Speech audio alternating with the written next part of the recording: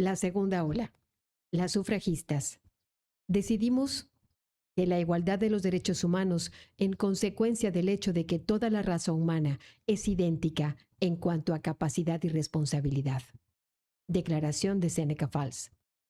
Si bien autoras norteamericanas como la historiadora Mary Nash, Kate Millett y la propia Martha Weinman, a quien se le atribuye la analogía de las olas, ubican la segunda ola de manera más tardía y breve, entre 1950 y 1970. Para efectos de este libro, y porque me parece más didáctica, seguiré la línea del tiempo de las pensadoras europeas como Rosa Cobo, Celia Amorós, Ana de Miguel y Amelia de Valcárcel, quienes proponen que la segunda ola feminista, que va de la mitad del siglo XIX a mediados del siglo XX, con Simone de Beauvoir a la cabeza, se dio un periodo en el que, como erupción de Geyser, millones de mujeres organizadas trabajaron unidas de forma frontal y a veces clandestina, hasta lograr irrumpir en la arena pública, un espacio masculinizado al que la enorme mayoría de mujeres no habían tenido acceso, y lograr las reformas que les dieron el derecho a la educación, al voto y a otros derechos civiles.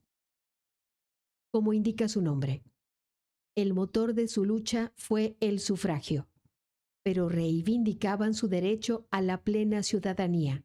Por ello también lucharon por el derecho a la educación, a trabajar, a poseer bienes y a hacer vida sin la tutela de un hombre. El sufragismo fue sin duda una ola más activista que teórica, basada en ideas de igualdad y ciudadanía. Mujeres organizadas salen a las calles, transgrediendo ese orden social patriarcal que, pese al cambio de régimen y a las revoluciones, las quería mantener dentro de casa, sin voz ni derechos. Irrumpieron primero tímidamente y luego con cada vez más pujanza en espacios hasta entonces masculinizados y llenos de misoginia. Los países con mayor actividad registrada durante esta etapa fueron Reino Unido y Estados Unidos, aunque dos antiguas colonias británicas, Nueva Zelanda y Australia, fueron los primeros países en otorgar a las mujeres el sufragio. Participaron en esta lucha sobre todo mujeres de la burguesía, que abrieron brecha con su activismo, si bien no para todas, porque estaban pensando desde su contexto y situación de mujeres privilegiadas respecto a otras.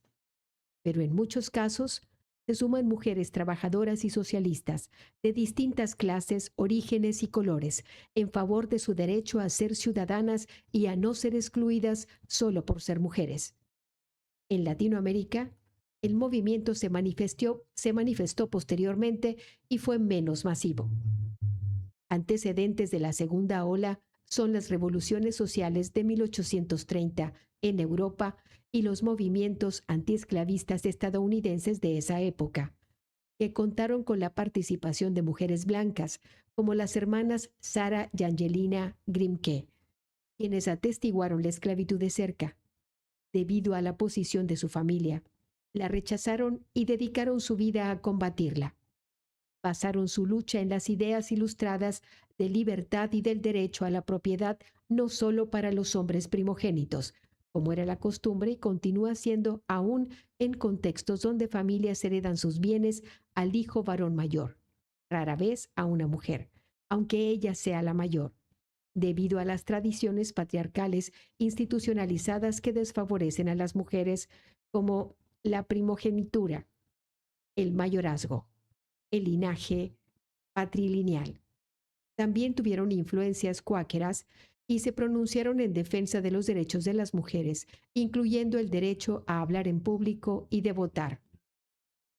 Ahora hablamos de una mujer increíble que se llamó Isabella Baumfree, de ascendencia africana, que nació y continuó esclavizada hasta que tenía 28 años.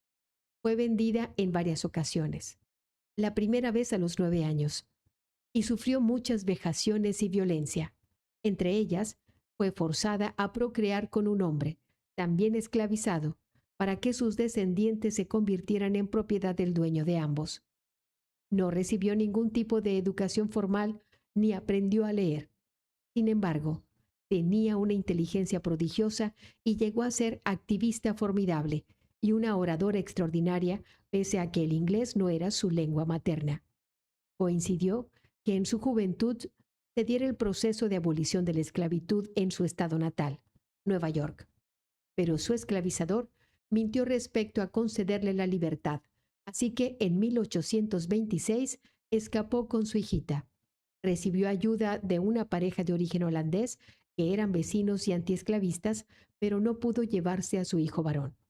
Pronto supo que su dueño, en represalia, lo vendió a un esclavista de Alabama, pero como ya era ilegal en Nueva York vender esclavos, fuera del estado, recurrió a tribunales para recuperar a su hijo. Pumphrey fue la primer mujer negra en ganar un juicio contra un hombre blanco y dedicó el resto de su vida a la lucha para abolir la esclavitud en pro de los derechos de las mujeres, con una mística religiosa. A los 46 años, adoptó el seudónimo Sojourner Truth, que podría traducirse como viajera de la verdad. En 1851, en un discurso que se conoce como ¿Acaso no soy yo una mujer?, hablaba de la inmoralidad de la esclavitud y la doble discriminación que implicaba ser mujer y ser negra, abordando lo que hoy llamaríamos interseccionalidad. Apasionada, sus discursos increpaban a quienes veían a las mujeres y a las personas negras como inferiores. Recibía descalificaciones e insultos también por partida doble, de machistas y de racistas. Pero ella continuó, apoyó a las sufragistas y en su momento contribuyó a la guerra civil reclutando soldados negros en favor de la Unión, estados en contra de la esclavitud. Sojourner vivió una larga vida y tras su muerte en 1883, el famoso periódico The New York Globe publicó una esquela fúnebre en la que decía que Truth se erige magníficamente como la única mujer de color que ganó prestigio nacional por sus discursos en los días previos a la Guerra Civil, algo que para su memoria puede ser un halago, pero que evidencia esa artimaña patriarcal de exponer a las mujeres brillantes como casos excepcionales, implicando que el resto son mediocres, cuando en la realidad ha habido millones de mujeres brillantes y valientes, atrapadas en esa rígida red de roles, estereotipos y mandatos sexistas y de una discriminación sistémica que les impidió florecer. También fueron importantes en esta segunda ola del feminismo la creación de la Sociedad Reformista Femenina Neoyorquina en 1834 y el primer Congreso Antiesclavista Femenino en 1837, encabezados por Elizabeth Cady Stanton, 1815-1902, y Lucretia Mott, 1793-1880, quienes por separado hicieron un larguísimo viaje como delegadas desde Estados Unidos hasta Londres para participar en la Convención Internacional Antiesclavista. Los organizadores británicos no les permitieron la entrada y tuvieron que resignarse a estar literalmente tras cortinillas, bajo el argumento de que la presencia femenina no era apta para reuniones públicas. Eran mujeres, luchadoras de los derechos humanos, que cruzaron el Atlántico no como acompañantes, sino por haber sido electas como delegadas, pero igual les cerraron las puertas en las narices, mientras que a sus esposos los dejaron entrar sin problema alguno. Este hecho fue la gota que derramó el vaso. Para ellas, que hasta entonces eran más activas antiesclavistas que feministas. En ese viaje, idearon lo que sería la primera Convención de los Derechos de las Mujeres, que tendría lugar pocos años después. Adentrémonos a una escena clave en el viaje por la segunda ola feminista, una etapa más activista que teórica, cuyo eje central es el sufragismo. Acompáñame hasta una capilla de la Iglesia Metodista de un pequeño pueblo del estado de Nueva York, en el noreste de Estados Unidos, llamado Seneca Falls. En una calurosa tarde del 19 de julio de 1848, donde se reunieron cerca de 300 personas, la mayoría mujeres, para un hecho inédito e insólito. La Convención de Seneca Falls, originalmente llamada la Convención de los Derechos de las Mujeres. Es reconocida como el primer evento público que discute de manera exclusiva y exige más derechos para la mujer, entre ellos el voto. Es el acto simbólico que da origen a la segunda ola y marca el inicio del sufragismo, primer movimiento social netamente feminista. El primer día solo admitirían mujeres, pero desde el inicio asistieron hombres y las organizadoras les permitieron quedarse, a diferencia de las reuniones políticas de los hombres, donde a las mujeres les prohibían entrar. Ese año, en 1848, había sido en Europa una de grandes revueltas obreras y en la que se publica el Manifiesto Comunista de Marx. Pero esto influyó menos en Seneca Falls, alejada del ruido de las grandes metrópolis europeas y sin grandes industrias. El hecho de tener liderazgos femeninos gestados en un cierto tipo de comunidades protestantes donde algunas mujeres gozaron de la posibilidad de hablar y predicar desde la mitad del siglo XVII. No es de extrañar que el sufragismo prendiera su mecha más fuertemente en países de influencia protestante que católica, en una nación como Estados Unidos, fundada bajo la búsqueda de la libertad religiosa, a diferencia del culto católico, donde la Biblia es glosada por el sacerdote como representante de la Iglesia. El protestantismo cristiano otorga a la propia persona el derecho a conocer e interpretar los textos bíblicos y, por ende, en muchas comunidades protestantes pertenecientes a la sociedad de amigos conocidos como cuáqueros, a las mujeres se les alentó a aprender a leer y escribir, así como a construir argumentos a partir de sus lecturas bíblicas e incluso a viajar para predicar la palabra de Dios. Eso sí, en reuniones solo de mujeres. Esta experiencia habría de ser muy útil a las sufragistas, pues las prepararía para organizar y expresar sus ideas públicamente y empezar a resquebrajar esa división patriarcal entre el espacio público y el espacio privado doméstico. Al tomar como base la Declaración de Independencia de 1776, abrevando del igualitarismo cuáquero, la Declaración de Seneca Falls o Declaración de Sentimientos, fue conocido el documento redactado por 68 mujeres y 32 hombres, liderados por Elizabeth Cady Stanton y Lucretia Mott. Fue aprobada el jueves 19 de julio de 1848. El documento comienza con una frase tomada de la propia Constitución de Estados Unidos, pero con una redacción que incluye por primera vez a las mujeres. Mantenemos que estas verdades son evidentes, que todos los hombres y mujeres son creados iguales y que están dotados por el Creador de derechos inalienables, entre los que figuran la vida, la libertad y el empeño de la felicidad. Para luego continuar. La historia de la humanidad es la historia de las repetidas vejaciones y usurpaciones perpetradas por el hombre contra la mujer, con el objetivo directo de establecer una tiranía absoluta sobre ella. El texto menciona 19 vejaciones o usurpaciones incurridas por los varones que, bajo la perspectiva feminista, hoy diríamos que reflejan las opresiones del sistema patriarcal que, lamentablemente, en muchos contextos siguen vigentes. Aquí algunas de ellas. Nunca le ha permitido que la mujer disfrute del derecho inalienable del voto.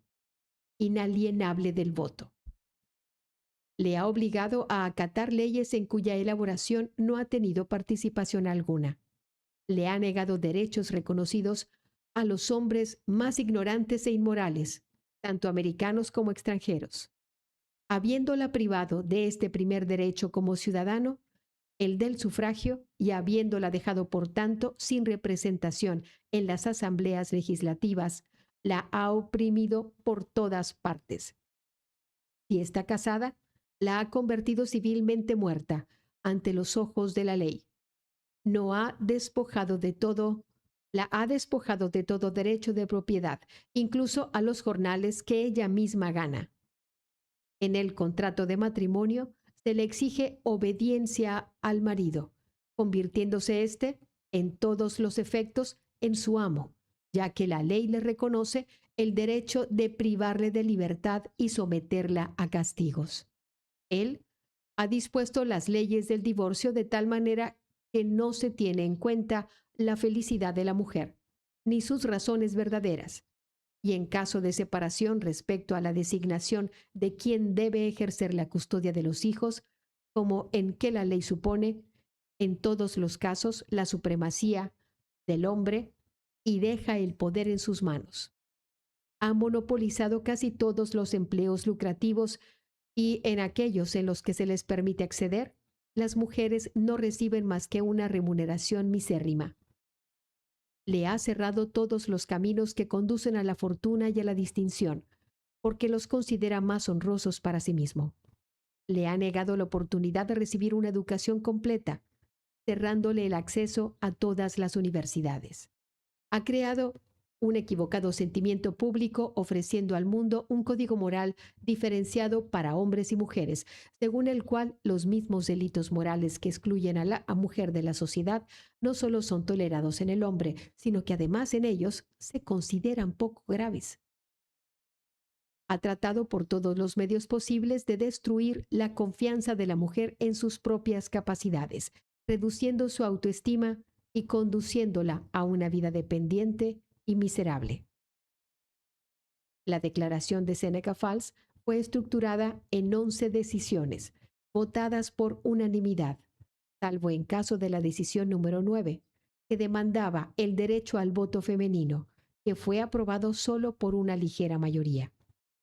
Recordemos que ningún estado, salvo Kentucky, en 1838, le había otorgado a las mujeres estadounidenses el derecho a votar. Y en este caso, solo si eran ellas las jefas de familia y únicamente para elecciones locales. Seneca Falls tuvo sueños más grandes. Proclamó el derecho a la plena ciudadanía por parte de las mujeres y de las personas de cualquier raza. Nótese el compromiso de estas sufragistas por no pelear solo por las mujeres blancas como ellas, sino también por los derechos de las personas étnicamente diversas y esclavizadas. Así, la Declaración de Séneca decretó, en un mundo profundamente desigual e injusto, su derecho al trabajo, a tener un negocio o propiedades, a la educación, a la toma de decisiones y al voto, en aras del reconocimiento de su plena ciudadanía. Seneca Falls fue el punto de partida de 3 generaciones de mujeres estadounidenses para ver materializado el derecho al voto en 1920. La reacción del patriarcado no fue tersa ni conciliadora. Ellas tuvieron que reunirse clandestinamente para tomar acuerdos y salir a las calles a marchar para exigir, gritar y luchar, de modos distintos, por sus derechos laborales y políticos, y pagaron caro su osadía, de manera directa con cárcel y torturas, pero de manera indirecta con destierros familiares, divorcios no deseados, desprestigio, pobreza, entre otras consecuencias. Así de valerosas y decididas fueron estas feministas sufragistas. Además de Elizabeth Cady Stanton y Lucretia Mott, fueron líderes Mary McClintock, Martha Coffin Wright y Jane Hunt, cuya lucha por la abolición de la esclavitud, así como por la educación y el voto para las mujeres, transcurrió a la par de la búsqueda de romper estructuras de opresión que suprimían tanto los derechos humanos de las mujeres como de las personas afroamericanas. En su lucha se presentaron disyuntivas: sufragio femenino o antiesclavismo, pero la gran mayoría fueron tan fieles a sus convicciones y no renunciaron a una causa en aras de la otra, a tal grado que, en su momento, rechazaron firmar las enmiendas de la Constitución que reconocían derechos políticos a la población afroamericana mientras se siguieran negando a mujeres blancas y de color esos derechos. Aquí vale un apunte relevante. La crítica que se ha hecho a este feminismo de mujeres blancas, que suponía que sus reivindicaciones de alguna manera representaban las de todas, Angela Davis ha explicado cómo las experiencias de las mujeres negras en el sistema esclavista estadounidense difieren diametralmente de las mujeres blancas, sujetas a este régimen patriarcal que las acota a ser madres, compañeras, cuidadoras y amas de casa. Pero el sistema esclavista volvía a las mujeres negras, al igual que a los hombres esclavizados, en fuerza de trabajo, sujetas a una relación de explotación y dominación tan brutal e incluso peor que la de los hombres negros, en cuanto que ellas son los cuerpos que los esclavistas usan para gestar más personas a esclavizar, con la consecuente violencia sexual que ello acarreaba. Pero que no representen en su amplitud a todas las mujeres, no vuelve irrelevante el sufragismo de las mujeres blancas de clase media. Sin su tesón y arrojo, conseguir el voto femenino nos habría costado otros 100 años. Abolida la esclavitud en 1868 y 1869, se fundan las dos grandes organizaciones estadounidenses del sufragismo femenino. Ha transcurrido una guerra civil. A 4 millones de personas negras esclavizadas de los estados del sur se les otorgó su libertad y ya van 20 años de la declaración de Seneca Falls. Los hombres negros lograrían su derecho al voto con la 15ª enmienda, pero no las mujeres, sin importar su color. Ante esta realidad, en Nueva York, Elizabeth Cady Stanton y Susan B. Anthony fundaron la Asociación Nacional Pro Sufragio de la Mujer, NAWSA, NAWSA, oponiéndose a apoyar la 15ª enmienda a la Constitución de Estados Unidos a menos que se incluyera el voto femenino, más otros derechos no solo políticos. La NAWSA era radical. Derechos para todas las mujeres, incluidas las trabajadoras, y no solo el voto.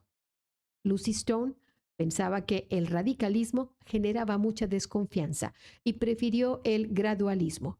Así que abandonó la NAWSA y en 1869 creó en Boston la Asociación Americana Pro Sufragio de la Mujer, AUSA, también por sus siglas en inglés, para buscar el derecho al voto a través de campañas graduales, estado por estado. Wyoming y Utah fueron el segundo y tercer estado en reconocer el derecho al voto local a las mujeres en 1869 y 1870. 30 años después que Kentucky y más de 50 años antes que el resto del país. En muchos estados, aunque se discutió el tema, las sufragistas y sus aliados solían perder. ¿Acaso alcanzaron que les permitieran votar para elegir autoridades escolares, es decir, temas estereotípicamente asociadas a su labor de madres? Como estrategia alterna a solicitar el voto en congresos estatales que avanzaban muy lento, las más radicales usaban la táctica de presentarse a votar. Así, en 1872, en Rochester, Susan B. Anthony y otras intentaron sufragar para la elección presidencial, pero un empresario local denunció a Anthony y fue arrestada, llevada a juicio por el cargo de votación ilegal y fue declarada culpable. En su juicio, en el que no le permitieron hablar, pronunció, pese a la orden del juez, uno de los más famosos discursos sufragistas, protestando por la injusticia de que no se les permitiera votar, por el solo hecho de ser mujeres. Las líderes flexibilizaron sus posturas con tal de unir fuerzas, y en 1890 ambas asociaciones se fusionaron y formaron la Asociación Nacional Americana Pro Sufragio de la Mujer, NAWSA, demostrando una sororidad urgente, tras más de 40 años desde Seneca Falls, y aún sin lograr el voto. Ni Susan B. Anthony ni Elizabeth Cady, quienes le dedicaron más de 40 años, pudieron ver hecho realidad su sueño sufragista del voto universal femenino. En 1890, la NAWSA tenía 7,000 afiliadas, pero fue atrayendo a cada vez más mujeres. En 1900, tras 10 años, ya eran 2 millones de afiliadas. La NAWSA conservó la idea de Lucy Stone, de cabildear estado por estado, pero solo 4 estados lo habían aprobado hacia el cambio del siglo. Tal lentitud exigió nuevas tácticas y surgió un activismo más desafiante en las calles, aunque siempre pacífico, nunca contra otros seres humanos. En Estados Unidos apareció una nueva generación de activistas, entre ellas dos mujeres educadas y formidables. Lucy Burns, neoyorquina, experta lingüista, gran oradora, quien tuvo la oportunidad de enseñar en la prestigiosa Universidad de Oxford, desde donde se acercó a las sufragistas británicas y aprendió sus tácticas de lucha. Lucy decidió regresar a su país en 1912 junto con Alice Paul, otra estadounidense a quien había conocido en tierras británicas para luchar por esta causa. Paul era una mujer de familia rica cuáquera, la más igualitaria de las denominaciones cristianas, cuya madre era sufragista, y la inspiró en su lucha, además de que ambos padres la apoyaron para tener una educación privilegiada. Estudió biología y después una maestría en sociología en la Universidad de Columbia en Nueva York. A su regreso, se integró en la NAUSA, con Paul liderando el capítulo de Washington, publicando gacetas, haciendo peticiones al Congreso Federal o discursos en plazas públicas y posteriormente con estrategias más aguerridas como marchas masivas, mítines y huelgas de hambre. En manifiesto desafío a la Casa Blanca, encabezada por el segregacionista presidente Woodrow Wilson. Esto les costó sufrir persecuciones, golpes, cárcel, tortura, pese a su estrategia de lucha no violenta. Merece recordarse la marcha de marzo de 1913, un día antes de la toma presidencial de Woodrow Wilson. Ese año los estados donde las mujeres podían votar eran solo 9. Paul se cansó del gradualismo de Nassau y convenció a las líderes decanas, discípulas de Susan B. Anthony y de Carrie Chapman Catt, de hacer un despliegue de fuerza para demandar la enmienda constitucional que les otorgara el voto. En esa manifestación nada fue casual. Estuvo planeada al detalle, desde quién iba a la cabeza, el orden de las participantes y la convocatoria. Fue una manifestación cargada de simbolismos.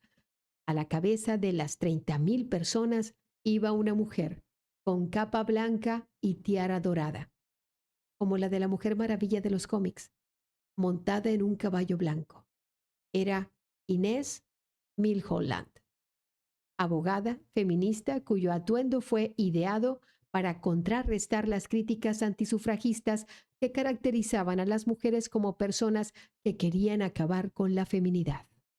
Así, eligieron que apareciera como una semidiosa a caballo, seguida por carruajes, autos, que en ese tiempo eran aún escasos, y pancartas diversas apoyando el sufragio. Niñas y mujeres lucieron los colores de la lucha, blanco, dorado y morado. Algo muy impresionante. Lamentablemente, la manifestación acabó en disturbios provocados por grupos de hombres, permitidos e incluso alentados por la policía, a pesar de que ellas no estaban haciendo nada ilegal. El lado positivo es que tuvieron impacto y ocuparon las portadas de diarios, lo que visibilizó el movimiento, pero causó, a la larga, una ruptura generacional, pues las jóvenes Paul y Burns dejaron la NAUSA y fundaron el Partido Nacional de la Mujer. En 1916, en Washington, con acciones de resistencias más radicales, aunque siempre pacíficas, en vez de seguir buscando el voto estado por estado, una de las más notables fue la de las Centinelas del Silencio, piquetes o grupos de activistas que se manifestaban así estuviera lloviendo, nevando o bajo el rayo del sol, con pancartas en la entrada de la Casa Blanca con mensajes como: Señor presidente, ¿cuánto tiempo debemos las mujeres esperar para tener la libertad? Esta estrategia duró 1 año y medio. Decenas de estas sufragistas fueron detenidas. En la cárcel, Paul organizó la huelga de hambre a la que se sumaron muchas y sufrieron secuelas de salud de por vida, debido a la alimentación forzada mediante un tubo que les insertaban en la cárcel y por la boca o por vía rectal, una auténtica tortura. El voto femenino para las mujeres de pueblos originarios de Estados Unidos merece una mención aparte, pues pese a haber estado presentes en la lucha de las primeras sufragistas, lo obtuvieron casi 90 años después. Por ejemplo, las naciones Iroquois, 5 naciones originarias del norte de Estados Unidos, que tenían una sociedad más igualitaria, fueron admiradas y visitadas por sufragistas del Seneca Falls, como Lucretia Mott y Elizabeth Cady Stanton, para aprender de las compañeras indígenas acerca de sus formas matrísticas de organización social, en las cuales las mujeres originarias sí tenían amplia participación en las asambleas, en las decisiones sobre sus tierras y derechos de custodia sobre sus criaturas, así como un mayor estatus social que las mujeres blancas de su tiempo. Se detonó a partir de entonces un cierto intercambio y una mayor presencia de líderes indígenas, aunque con periodos de pausa y desconfianza. Hay que entender que, a diferencia de las mujeres que provenían de África esclavizadas, las indias americanas no eran esclavas, pero tampoco eran ciudadanas.